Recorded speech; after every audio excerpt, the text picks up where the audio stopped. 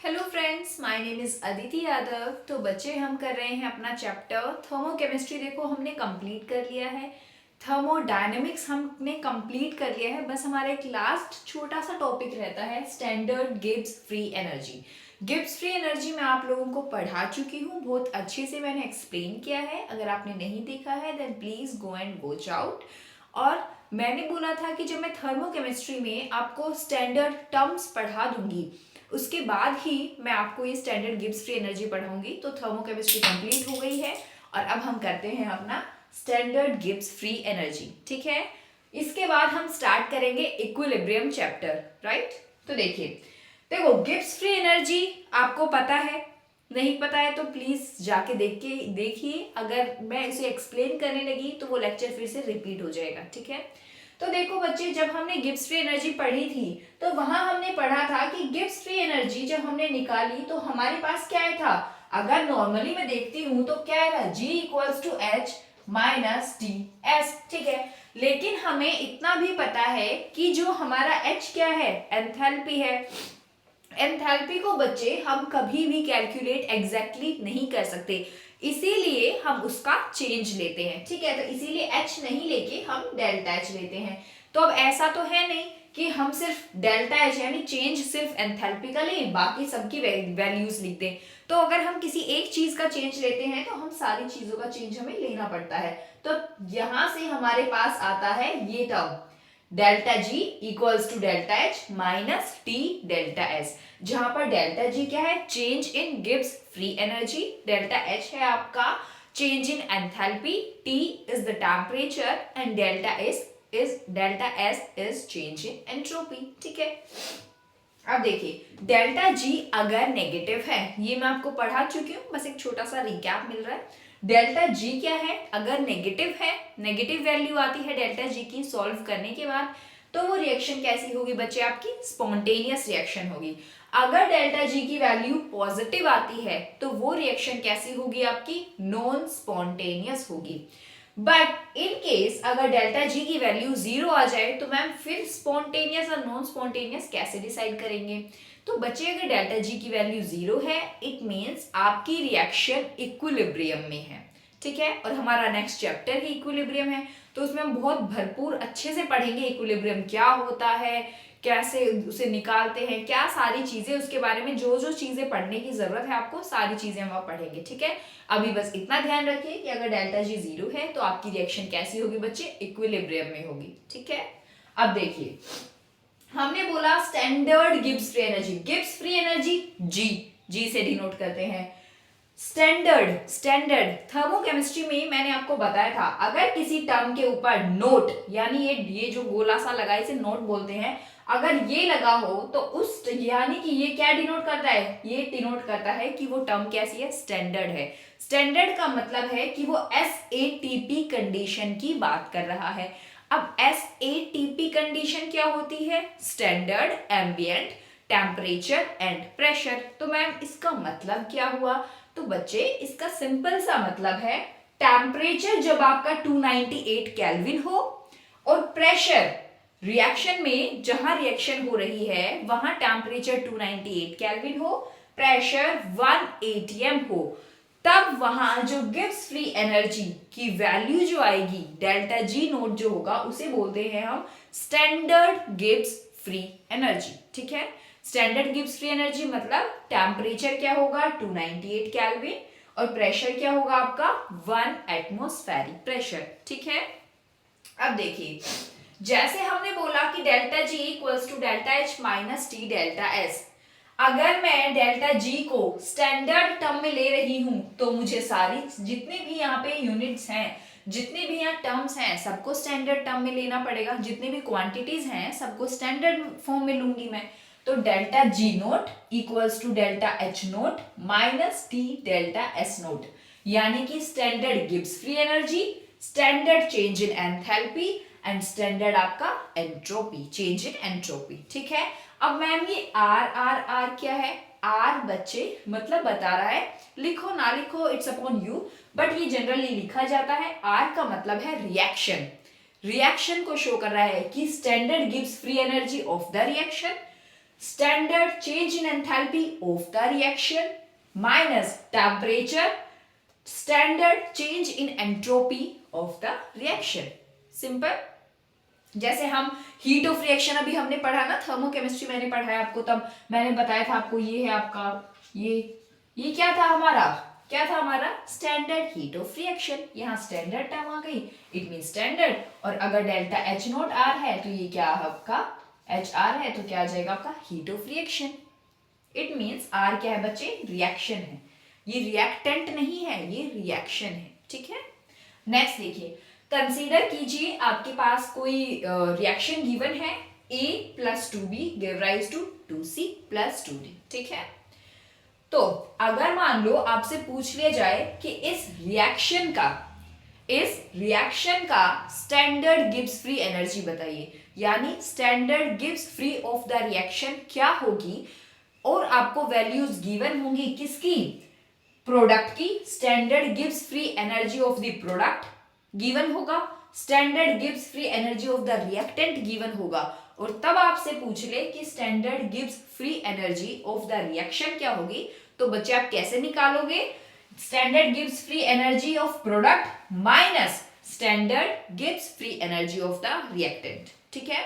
जैसे हमने थर्मोकेमिस्ट्री में पढ़ा था हीट ऑफ फॉर्मेशन कैसे निकालते हैं, प्रोडक्ट माइनस रिएक्टेंट। फिर हमने पढ़ा हीट ऑफ कंबशन कैसे निकालते हैं, रिएक्टेंट माइनस प्रोडक्ट। सिमिलरली वही चीज है, इसीलिए मैंने आपको बोला था कि स्टैंडर्ड गिब्स फ्री एनर्जी वाला टॉपिक मैं आपको थर्मोकेमिस्ट्री कंप्लीट कराने के बाद ही कराऊंगी, ताकि आपको स्टैंडर्ड टर्म्स ये सारी चीजें क्लियर हो पहले से ही। ठीक है। तो standard Gibbs free energy of the reaction निकाल दिया हमने, delta G not product minus delta G not reactant. ठीक है। तो आई होप ये आपको अच्छे से क्लियर हुआ होगा जो भी हमने फर्स्ट स्लाइड में पढ़ा है।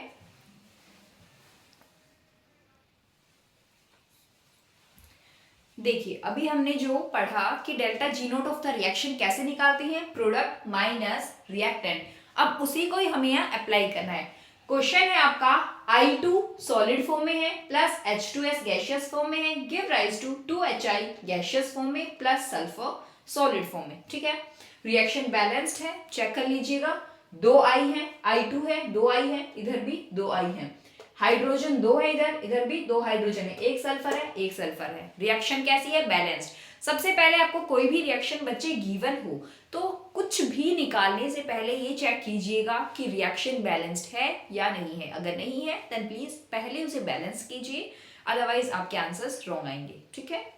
तो देखिए अभी हमें गिवन क्या है, डेल्टा जी नॉट फॉर्मेशन यानी standard Gibbs free energy formation किसका है, HI का। गिवन है हमें 1.8 किलो जूल पर मोल।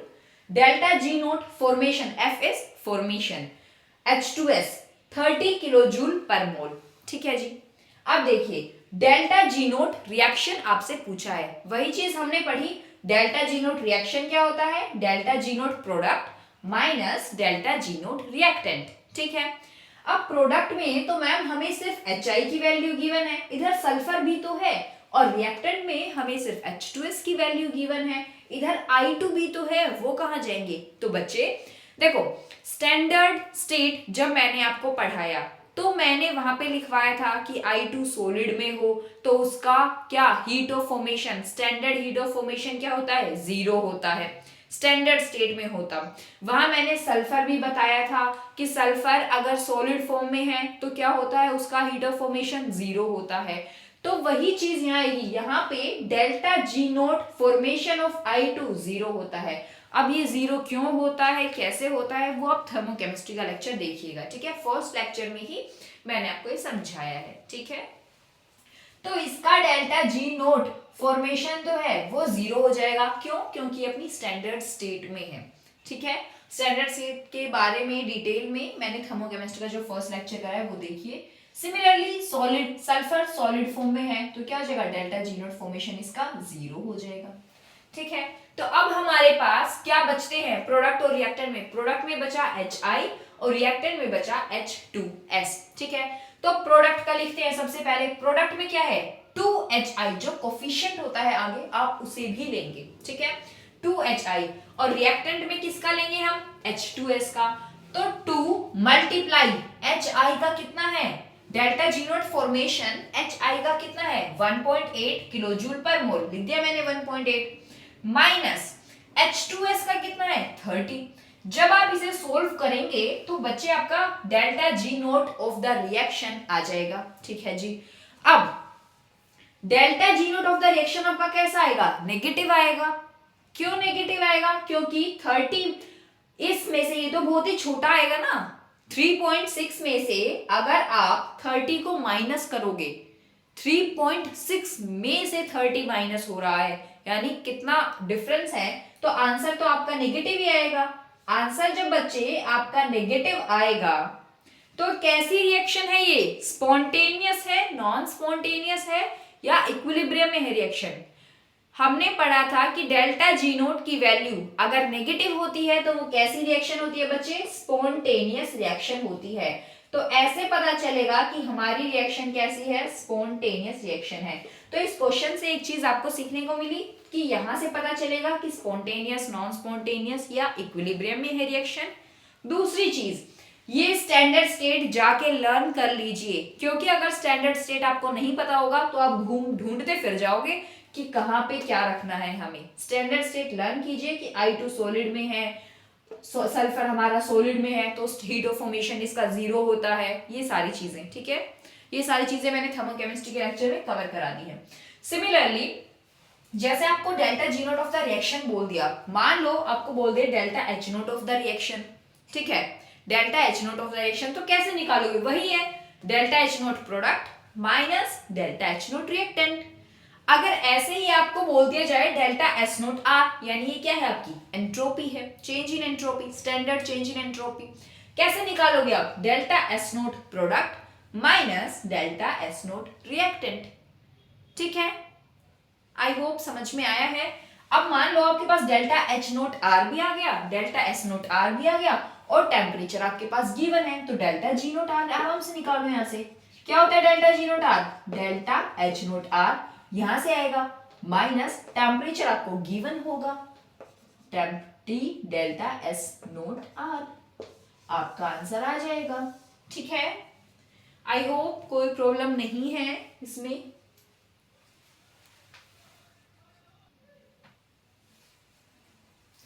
देखिए नेक्स्ट टॉपिक है हमारा रिलेशन, गिब्स फ्री एनर्जी का रिलेशन हमें देखना है विद इक्विलिब्रियम कांस्टेंट।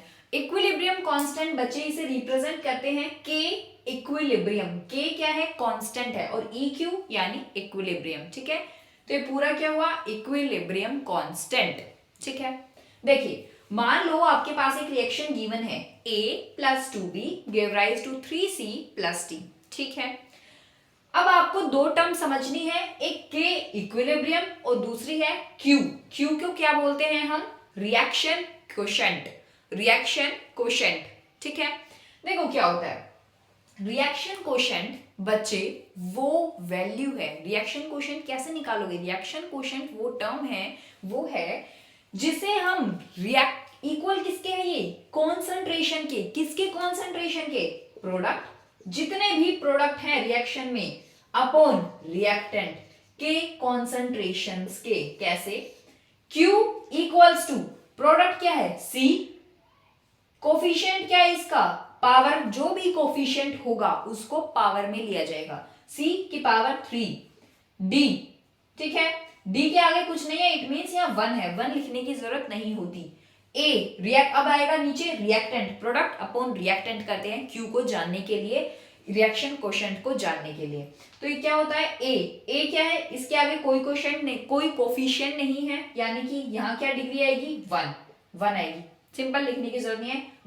B के आगे क्या है 2, तो B का चला जाएगा स्क्वायर, ऊपर आएगा Q2। ठीक है, Q क्या है बच्चे, Q रिएक्शन कोशेंट है जिसे हम फाइंड आउट कर सकते हैं हमारी रिएक्शन स्टार्ट हो रही है और एंड हो रही है, इसके बीच में कभी भी आप रिएक्शन कोशेंट को फाइंड आउट कर सकते हो। जैसे मान लो रिएक्शन है, मान लो आपकी रिएक्शन 10 मिनट में होगी। ठीक है, मान लो कंसीडर करते हैं कि कोई रिएक्शन 10 मिनट में कंप्लीट होगी और उसका इक्विलिब्रियम पॉइंट आ रहा है 5 मिनट में। ठीक है, उस रिएक्शन का इक्विलिब्रियम पॉइंट आ रहा है 5 मिनट में और वो रिएक्शन कंप्लीट होगी 10 मिनट में। ठीक है, आपका मन किया कि 2 मिनट के बाद चलो यार इसका रिएक्शन कोशेंट फाइंड आउट करते हैं। इस पर्टिकुलर रिएक्शन का रिएक्शन कोशेंट फाइंड आउट करते हैं। 2 मिनट के बाद ही आपका मन मतलब बहुत ही एक्साइटेड थे आप जानने के लिए कि क्या आएगा रिएक्शन कोशेंट। तो रिएक्शन कोशेंट का तब आप रिएक्शन कोशेंट को फाइंड आउट कर सकते हो। कैसे फाइंड आउट कर सकते हो? प्रोडक्ट की कॉन्सेंट्रेशंस अपॉन रिएक्टेंट की कॉन्सेंट्रेशंस। ठीक है, फिर आपका मन किया कि चल 6 मिनट हो गए, उसके बाद चेक कर सकते हैं। कहने का मतलब ये है कि रिएक्शन कोशेंट को पूरी रिएक्शन के दौरान कभी भी चेक किया जा सकता है, कभी भी उसकी वैल्यू फाइंड आउट की जा सकती है। और कैसे की जाएगी? प्रोडक्ट की कॉन्सेंट्रेशन को उस पर्टिकुलर टाइम की प्रोडक्ट की कॉन्सेंट्रेशन को आप डिवाइड कर दो किससे? रिएक्टेंट की कॉन्सेंट्रेशन से। ये है आपका रिएक्शन कोशेंट। इसके बारे में डिटेल में हम इक्विलिब्रियम अपने नेक्स्ट चैप्टर में पढ़ेंगे। ठीक है, अब एक और चीज, यहाँ क्या है हमारा इक्विलिब्रियम कांस्टेंट। अब इसके नाम से ही पता चल रहा है इक्विलिब्रियम कांस्टेंट, यानी कि जब आपकी रिएक्शन इक्विलिब्रियम में होगी, ध्यान से सुनिएगा, जब आपकी रिएक्शन इक्विलिब्रियम में होगी तभी इक्विलिब्रियम कांस्टेंट को आप फाइंड आउट कर सकते हो। तभी आप इक्विलिब्रियम कांस्टेंट को फाइंड आउट कर सकते हो। ऐसा नहीं है कि रिएक्शन 10 मिनट की है आपका और इक्विलिब्रियम पॉइंट 5 मिनट के बाद आ रहा है, आपका मन किया नहीं यार 2 मिनट हो गए, चलो इक्विलिब्रियम कांस्टेंट निकालते हैं। ऐसा पॉसिबल ही नहीं है, क्योंकि इक्विलिब्रियम कांस्टेंट को फाइंड आउट ही हम इक्विलिब्रियम पे ही कर सकते हैं, जब हमारी रिएक्शन इक्विलिब्रियम पे होगी। यानी जब हमारी रिएक्शन का फॉरवर्ड रेट यानी रेट ऑफ फॉरवर्ड रिएक्शन और rate of backward reaction equal होगा, तभी हमारा इक्विलिब्रियम पे हमारी रिएक्शन होगी और तभी हम इक्विलिब्रियम को फाइंड आउट कर सकते हैं। यानी जिस स्पीड से, जिस रेट से हमारी रिएक्शन फॉरवर्ड जा रही है, प्रोडक्ट का फॉर्मेशन कर रही है, और सेम उसी टाइम पे उसी स्पीड से जब हमारी प्रोडक्ट से रिएक्टेंट्स वापस बन रहे हैं, तब वो पॉइंट क्या कहलाता है? इक्विलिब्रियम। ठीक है, और उस पर्टिकुलर पॉइंट पे ही आपके इक्विलिब्रियम यानी इक्विलिब्रियम कांस्टेंट को फाइंड आउट कर सकते हो। ठीक है, और क्यों है आपका रिएक्शन कोशेंट? रिएक्शन कोशेंट को आप रिएक्शन की किसी भी स्टेज पे फाइंड आउट कर सकते हो। जरूरी नहीं है कि इक्विलिब्रियम आएगा तभी क्यू को फाइंड आउट करना है, नहीं, इक्विलिब्रियम कांस्टेंट को ही सिर्फ इक्विलिब्रियम पे फाइंड आउट किया जा सकता है जब आपकी रिएक्शन इक्विलिब्रियम में होगी। लेकिन रिएक्शन कोशेंट को इररिस्पेक्टिव ऑफ द इक्विलिब्रियम कभी भी फाइंड आउट किया जा सकता है। आई होप बहुत अच्छे से क्लियर हुआ होगा। ठीक है, अगर मान लो हमें मेजर करना है रिएक्शन कोशेंट, क्यू क्या है? Reaction quotient. रिएक्शन कोशेंट को अगर हमें मेजर करना है इक्विलिब्रियम पे, तो क्यू यानी रिएक्शन कोशेंट की क्या वैल्यू आएगी? अब एक बात बताओ, इक्विलिब्रियम पे हम किसे मेजर करते हैं? इक्विलिब्रियम कांस्टेंट को। और उसी इक्विलिब्रियम पे जब मैं क्यू को निकालूंगी तो क्या दोनों की वैल्यू सेम नहीं आएगी? दोनों की वैल्यू सेम आएगी। कैसे? क्योंकि उस टाइम पे प्रोडक्ट और रिएक्टेंट की कॉन्सेंट्रेशन तो सेम है। जितने प्रोडक्ट की मतलब प्रोडक्ट की कॉन्सेंट्रेशन जो हम इक्विलिब्रियम कांस्टेंट में रखेंगे वही तो क्यू में रखेंगे, क्योंकि क्यू को भी तो हम इक्विलिब्रियम पे ही फाइंड आउट कर रहे हैं। ठीक है, क्योंकि इक्विलिब्रियम कांस्टेंट को भी तो ऐसे ही निकाला जाता है, इक्विलिब्रियम पे जो प्रोडक्ट की कॉन्सेंट्रेशन हो अपॉन जो रिएक्टेंट की कॉन्सेंट्रेशन हो। ठीक है, तो जब हमारा रिएक्शन इक्विलिब्रियम पे होगा तब रिएक्शन कोशेंट और के इक्विलिब्रियम यानी इक्विलिब्रियम कांस्टेंट की वैल्यूज, दोनों की वैल्यूज इक्वल होंगी। ठीक है, बस इतना याद रखिए कि रिएक्शन कोशेंट को रिएक्शन की किसी भी स्टेज पे फाइंड आउट किया जा सकता है। ठीक है, लेकिन इक्विलिब्रियम कांस्टेंट को तभी फाइंड आउट किया जा सकता है जब आपकी रिएक्शन इक्विलिब्रियम में होगी। और रिएक्शन इक्विलिब्रियम में होने का मतलब है कि रेट ऑफ फॉरवर्ड डायरेक्शन, मतलब ए से अगर आपका बी बन रहा है, ये है इक्विलिब्रियम का साइन, अगर ए से बी बन रहा है तो जिस रेट से ए से बी बन रहा है उसी रेट से आपका बी से ए भी बन रहा है। यानी rate of forward reaction equal होगी जब रेट ऑफ इक्विलिब्रियम का मतलब ये नहीं होता कि रिएक्शन स्टॉप हो गई, ये गलतफहमी बिल्कुल ना पाले कि रिएक्शन इक्विलिब्रियम का मतलब है कि आपकी रिएक्शन स्टॉप हो गई, रुक गई। रुकती कभी नहीं है रिएक्शन। इक्विलिब्रियम का मतलब ही यही है कि जिस रेट से A से B बन रहा है, यानी जिस रेट से रिएक्टेंट से प्रोडक्ट बन रहा है, उसी रेट से प्रोडक्ट से रिएक्टेंट भी बन रहा है।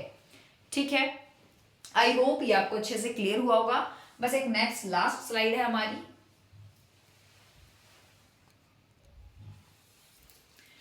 तो देखिए, हमें फाइंड आउट क्या करना था, डेल्टा जी नोट का रिलेशन किसके साथ, इक्विलिब्रियम कांस्टेंट के साथ। ठीक है, देखिए हमारे पास एक रिलेशन होता है बच्चे, हमेशा याद रखिए, डेल्टा जी यानी change in Gibbs free energy equals to delta G nought which is change in standard Gibbs free energy. ठीक है, प्लस आर गैस कांस्टेंट है, T is the temperature, log base E, Q क्या है, reaction quotient. ठीक है, ये equation, ये formula तब लगेगा जब हमारी रिएक्शन क्या होगी, इक्विलिब्रियम पे नहीं होगी। जब हमारी रिएक्शन इक्विलिब्रियम पे नहीं होगी, तो मैम इक्विलिब्रियम पे होगी तब क्या होगा, एट इक्विलिब्रियम हमें पता है, अभी अभी हमने देखा इक्विलिब्रियम पे जो रिएक्शन कोशेंट है वो किसके इक्वल होता है, के इक्विलिब्रियम, यानी इक्विलिब्रियम कांस्टेंट के इक्वल होता है। जो रिएक्शन कोशेंट की वैल्यू होती है वो के इक्विलिब्रियम के इक्वल होती है। ठीक है, और एक चीज और पता है हमें कि डेल्टा इक्विलिब्रियम पे, अगर रिएक्शन इक्विलिब्रियम पे है तो डेल्टा जी की वैल्यू क्या होती है बच्चे, अगर रिएक्शन हमारी इक्विलिब्रियम पे है तो डेल्टा जी की वैल्यू क्या होती है, 0, क्योंकि हमने पढ़ा डेल्टा जी नेगेटिव तो reaction spontaneous, delta G positive तो रिएक्शन नॉन स्पॉन्टेनियस, और delta G 0 it means reaction equilibrium में है। तो इक्विलिब्रियम पे डेल्टा जी की वैल्यू क्या आ जाएगी, 0 आ जाएगी। डन। नेक्स्ट, अब देखिए यही चीज हमें करेंगे यहाँ पे, delta G equals to delta G nought plus R T log base E Q, ये वाली रिएक्शन हमने रख दी यहाँ पे इक्वेशन। ठीक है, अब इक्विलिब्रियम की अगर मैं बात करती हूँ तो डेल्टा जी की क्या हो जाएगी value, 0। Done. Equals to delta G nought plus R T log base E, Q की जगह मैं इक्विलिब्रियम पे क्या रख सकती हूँ, के इक्विलिब्रियम यानी इक्विलिब्रियम कांस्टेंट। ठीक है, डन। ओके, अब हमारे पास आ गया 0 equals to delta G nought plus R T log base E, K equilibrium. ठीक है, अब मैं डेल्टा जी नोट को यही रखते हैं, आर टी को अगर इधर लेके जाती हूं तो क्या आ जाएगा, delta G nought equals to minus, इधर प्लस में है तो इक्वल्स टू के उधर जाएगा तो क्या हो जाएगा, माइनस में, साइन चेंज हो जाएगा, minus are T log base E K equilibrium. ठीक है, लेकिन आपको लगे कि नहीं आंसर लोग बेस 10 में ज्यादा प्रेफर होता है। ठीक है, तो क्या करेंगे हम, बस लोग बेस 10 में करने के लिए क्या किया जाता है, 2.303 से मल्टीप्लाई, राइट।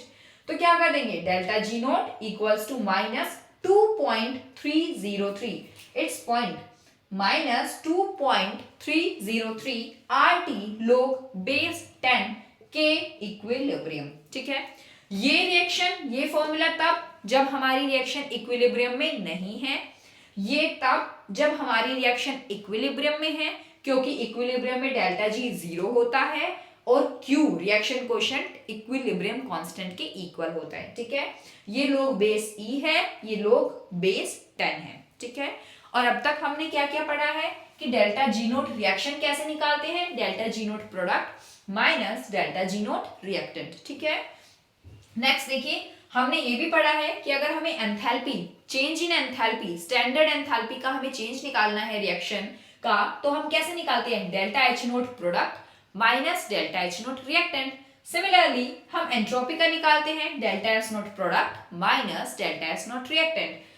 और हमने क्या पढ़ा, एक रिएक्शन होती है delta G equals to delta H minus T delta S. जब हम स्टैंडर्ड की बात करेंगे, स्टैंडर्ड का मतलब स्टैंडर्ड टेम्परेचर और प्रेशर लेते हैं, temperature 298 kelvin, pressure is 180 m। ठीक है, तब क्या होगा, delta G nought equals to delta H nought minus T delta S nought. बस आपको एक चीज याद करनी है, थर्मोकेमिस्ट्री में मैंने आपको स्टैंडर्ड स्टेट्स पढ़ा दी हैं जो जो आपके एग्जाम्स में आती हैं, तो प्लीज जाके उसे एक बार देख लीजिए कि कौन कौन सी ऐसी स्टैंडर्ड स्टेट्स में मैंने लिखवाए हैं, जैसे I2 अगर सॉलिड में है, ब्रोमीन अगर लिक्विड में है, ये सारी चीजें, तो उनका हीट ऑफ फॉर्मेशन 0 हो जाता है। तो आपको अगर वो चीजें पता होंगी तो यहाँ सारे क्वेश्चंस करने में आपको बहुत ही इजी होगा। ठीक है, आई होप आपको ये समझ में आया है सारी चीज़ें, और कोई भी क्वेरी हो तो कमेंट सेक्शन में कमेंट कीजिएगा। और बच्चे ये हमारा लास्ट टॉपिक था, लास्ट जो हमारा लेक्चर था। अब नेक्स्ट जो लेक्चर आएगा वो आपका इक्विलिब्रियम पे आएगा, ठीक है। तो आप भी कंप्लीट कर लीजिए, साथ साथ थर्मोकेमिस्ट्री, थर्मोडायनेमिक्स सब कुछ हो चुका है। Till then bye bye, take care, stay happy, stay healthy.